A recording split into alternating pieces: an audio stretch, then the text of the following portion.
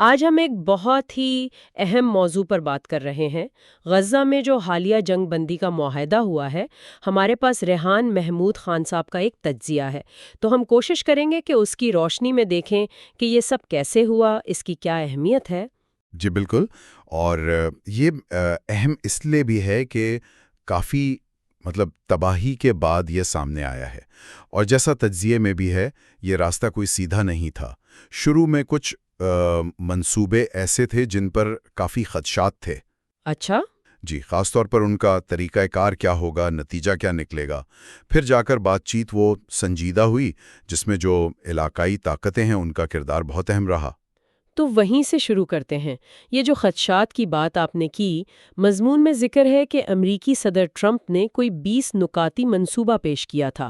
بظاہر تو کہا گیا کہ نکات ٹھیک تھے، لیکن طریقہ کار پہ مسئلہ تھا۔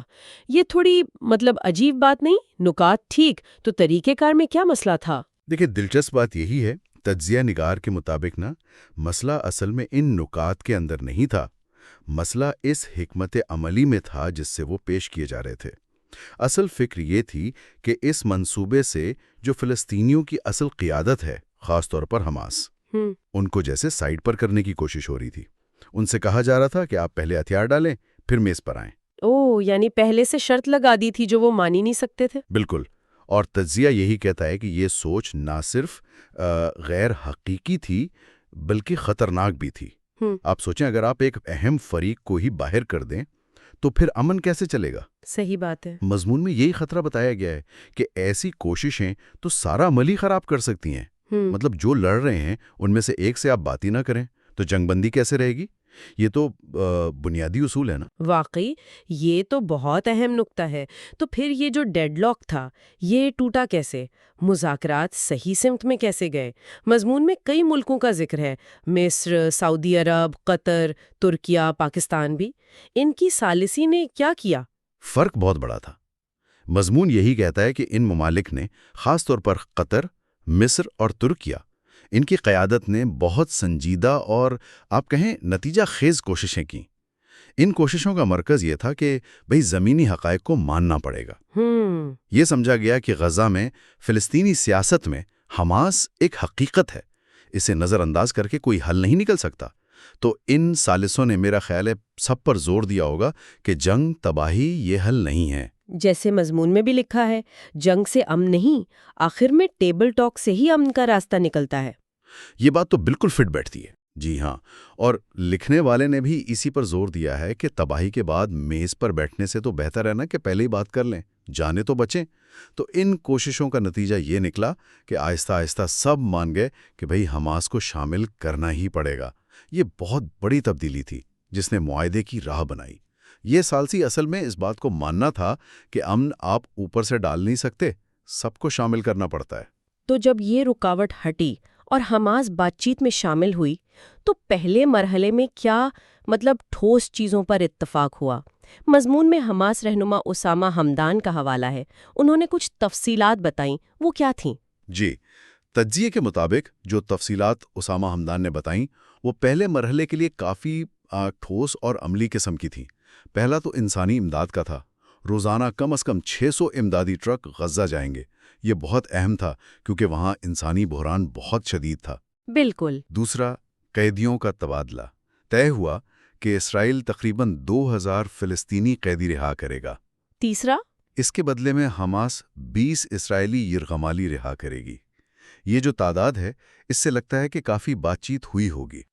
لین دین ہوا ہوگا۔ جی، اور چوتھا، اسرائیلی فوج کا پیچھے ہٹنا۔ وہ پہلے سے طے شدہ سرحدی لائنوں تک پیچھے ہٹیں گے۔ یہ بھی ایک آپ کہیں اعتماد بنانے والا قدم تھا۔ یہ تو واقعی پہلے مرحلے کے لیے کافی جامع شرائط لگ رہی ہیں، انسانی پہلو بھی، قیدی بھی، فوجی معاملہ بھی۔ مضمون میں یہ بھی ہے کہ صدر ٹرمپ نے ان کامیاب مذاکرات پر جو ثالث تھے، قطر، مصر، ترکیہ، ان کا شکریہ بھی ادا کیا۔ مصنف اس کو کیسے دیکھتے ہیں؟ مصنف ریحان محمود خان اسے ایک اہم پیش رفت مانتے ہیں۔ وہ کہتے ہیں کہ یہ ٹرمپ کی 8ویں جنگ بندی کروانے کی کامیاب کوشش ہے، اور یہاں تک کہ یہ نوبل امن انعام کی طرف بھی قدم ہو سکتا ہے۔ تجزیے میں اس کامیابی کو سراہا گیا ہے، اور دلچسپ بات یہ ہے کہ مضمون میں اسی جگہ کشمیر کا بھی ذکر کیا گیا ہے۔ اچھا۔ جی، مصنف کہتے ہیں کہ جیسے سفارت کاری اور تالسی سے غزہ کا مسئلہ حل کی طرف بڑھا، ویسے ہی کشمیر کا مسئلہ جو پاک بھارت کشیدگی کی جڑ ہے، اسے بھی اقوام متحدہ کے چارٹر اور قراردادوں کے مطابق حل کرنا چاہیے۔ یہ جیسے اس معاہدے کو ایک بڑے کینوس پر رکھ کر دیکھنے کی کوشش ہے۔ یہ ایک دلچسپ موازنہ ہے۔ اچھا، مضمون میں اسرائیل کے رد عمل یا کردار پر کچھ کہا گیا ہے؟ ظاہر ہے جنگ بندی تو دونوں طرف سے ہونی تھی۔ جی ہاں، اسرائیلی کردار کا بھی ذکر ہے۔ کہا گیا ہے کہ اسرائیل نے جو عارضی جنگ بندی کی پیشکش کی، اس سے ماحول بہتر ہوا۔ مضمون نگار نے اسے آگ پر پانی ڈالنے جیسا کہا، یعنی اس سے ٹینشن کم ہوئی اور بات چیت آگے بڑھی، معاہدے میں رکاوٹ نہیں آئی۔ اس سے لگتا ہے کہ دونوں طرف سے کچھ نہ کچھ لچک دکھائی گئی، بھلے وہ عارضی ہو۔ اور فلسطینی عوام پر کیا اثر ہوا، اس کا بھی ذکر ہے۔ بتایا گیا ہے کہ فلسطینی عوام نے اس معاہدے پر جشن منایا۔ اس سے ان کی امن کی شدید خواہش کا پتہ چلتا ہے۔ ظاہر ہے اتنے عرصے سے مشکلات جھیل رہے عوام کے لیے تو یہ امید کی کرن ہوگی۔ دنیا بھر میں اس پر کیا رد عمل تھا؟ مضمون میں مصری صدر السیسی کے بیان کا خاص ذکر ہے۔ جی، مصری صدر السیسی، جن کا ملک تالسی میں مرکزی کردار تھا، انہوں نے اسے ایک تاریخی لمحہ کہا۔ ان کے بیان کے مطابق یہ امن کی فتح تھی اور دنیا ایک اہم موڑ پر تھی جہاں جنگ بندی ہو رہی تھی۔ مصر کے لیے یہ ایک سفارتی کامیابی بھی تھی، تو ان کا جوش سمجھ آتا ہے۔ اور پاکستان، جس کا ذکر تالسی کی کوششوں میں آیا تھا، اس کا سرکاری موقف کیا رہا؟ مضمون میں نائب وزیر اعظم اور وزیر خارجہ اسحاق ڈار صاحب کا حوالہ ہے۔ پاکستان نے اس کا بھرپور خیر مقدم کیا۔ وزیر خارجہ اسحاق ڈار صاحب، جن کی اپنی کوششوں کا بھی ذکر ہے مضمون میں، انہوں نے امید ظاہر کی کہ یہ جو عارضی جنگ بندی ہے، یہ ایک پائیدار اور مستقل امن کی بنیاد بنے گی۔ اور انہوں نے پاکستان کا جو پرانا موقف ہے اس کو دہرایا، یعنی 1967 سے پہلے کی سرحدوں پر ایک آزاد فلسطینی ریاست جس کا دارالحکومت القدس الشریف ہو۔ یہ پاکستان کی پالیسی کا ہمیشہ سے حصہ رہا ہے۔ اور کیا فلسطینی اتھارٹی یا ان کے سفیر کی طرف سے پاکستان کے کردار پر کوئی بات ہوئی؟ جی، مضمون میں ہے کہ پاکستان میں جو فلسطینی سفیر ہیں، انہوں نے خاص طور پر وزیر اعظم پاکستان کا شکریہ ادا کیا۔ یہ شکریہ اس لیے تھا کہ پاکستان نے ہر فورم پر فلسطینی کاز کی غیر متزلزل حمایت کی ہے۔ اس سے ظاہر ہے کہ فلسطینی قیادت پاکستان کی کوششوں کو سراہتی ہے۔ مضمون میں ایک اور دلچسپ بات سابق سینیٹر مشتاق احمد اور ان کی ٹیم کی کوششوں کو سراہنا ہے۔ مصنف نے انہیں خراج تحسین کیوں پیش کیا؟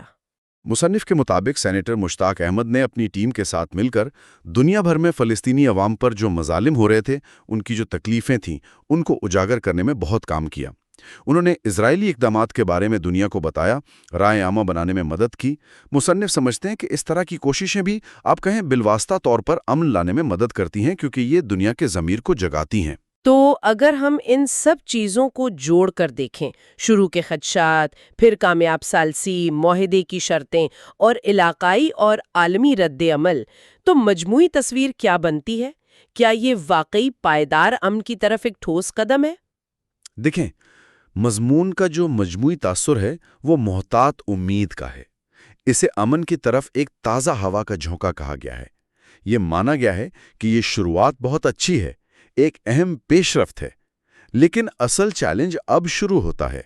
معاہدہ کرنا ایک بات ہے، اسے نبھانا اور اس پر آگے بڑھنا وہ بالکل دوسری بات ہے۔ اور وہ چیلنجز کیا ہو سکتے ہیں؟ مضمون میں کن خطروں کا ذکر ہے؟ سب سے بڑا خطرہ جس پر مضمون میں زور ہے وہ ہے تاخیری حربوں کا، مطلب ایسے اقدامات یا بہانے جن سے معاہدے پر عمل درآمد سست ہو جائے یا اس کی جو اصل روح ہے وہ متاثر ہو۔ تجزیہ نگار خبردار کرتے ہیں کہ سب فریقوں کو ایسے کسی بھی حربے سے بچنا ہوگا جو امن کے عمل کو پٹری سے اتار سکتا ہے۔ اس کے علاوہ ایک بڑا چیلنج غزہ کی تعمیر نو اور انسانی امداد کا ہے۔ جنگ نے بہت بڑے پیمانے پر تباہی کی ہے۔ اب عالمی برادری پر ذمہ داری ہے کہ وہ فلسطینیوں کے گھروں کی دوبارہ تعمیر، انفراسٹرکچر کی بحالی اور خوراک، پانی، دوائیں، ان بنیادی چیزوں میں فوراً اور بھرپور مدد کرے۔ اگر یہ نہیں ہوتا تو مایوسی پھر بڑھ سکتی ہے۔ تو ان سب باتوں کا خلاصہ کیا ہے؟ اگر ہم اس گفتگو کے اہم ترین نکات نکالیں تو وہ کیا ہوں گے؟ میرے خیال بھی چند کلیدی نکات یہ ہیں۔ پہلا، شروع کے منصوبے جیسے ٹرمپ والا پلان اس لیے ناکام ہوئے یا ان پر خدشات تھے کیونکہ وہ زمینی حقائق اور تمام اہم فریقوں خاص کر حماس کو شامل نہیں کر رہے تھے۔ صحیح۔ دوسرا، مصر، قطر، ترکیہ جیسے ملکوں کی جو فعال اور سمجھدار ثالثی تھی اس نے ڈیڈ لاک توڑا اور سب کو میز پر لانے میں فیصلہ کن کردار ادا کیا۔ پاکستان کی حمایت بھی اہم رہی، ٹھوس عملی قدموں پر تھا۔ امداد، قیدیوں کا تبادلہ، فوج کا پیچھے ہٹنا، اس سے اعتماد سازی میں مدد ملی۔ جی۔ چوتھا، اگرچہ یہ معاہدہ امید دلا رہا ہے لیکن اس کی کامیابی اس بات پر منحصر ہے کہ سب فریق نیک نیتی سے اس پر عمل کریں اور کسی بھی قسم کے تاخیری حربوں سے بچیں۔ بالکل۔ اور پانچواں، عالمی برادری کی ذمہ داری ہے کہ وہ تعمیر نو اور انسانی امداد میں فوراً اپنا کردار ادا کرے تاکہ امن کو مضبوط ہونے کا موقع ملے۔ یہ ایک بہت اچھا خلاصہ ہے۔ آپ نے تاخیری حربوں کا ذکر کیا جس پر مضمون میں بھی زور دیا گیا ہے۔ یہ ہمیں اس گفتگو کے آخر میں ایک سوچنے والے نقطے کی طرف لے جاتا ہے۔ بالکل، مضمون صاف صاف ان حربوں سے خبردار کرتا ہے جو معاہدے کی روح کو نقصان پہنچا سکتے ہیں۔ اس سے یہ سوال اٹھتا ہے جس پر شاید سننے والے خود سوچ سکتے ہیں، وہ کون سے ممکنہ اندرونی یا بیرونی عوامل ہو سکتے ہیں جو اس امن عمل کی رفتار کو سست کرنے یا اسے ناکام بنانے کی کوشش کر سکتے ہیں؟ کیا یہ علاقائی سیاست ہوگی، عالمی طاقتوں کے مفادات ہوں گے، یا خود فریقین کے اندر جو شدت پسند عناصر ہیں وہ ہوں گے؟ اور ان رکاوٹوں کو دور کرنے کے لیے کیا حکمت عملی چاہیے ہوگی تاکہ وہ امید پوری ہو سکے جس کا ذکر مضمون نگار نے کیا ہے کہ دہائیوں کی مشکلات کے بعد فلسطینی عوام کو آخرکار ایک پرامن اور باوقار مستقبل بنانے کا موقع مل سکے؟ یہ وہ سوال ہیں جو آنے والے دنوں اور مہینوں میں سب کے ذہنوں میں رہے گا۔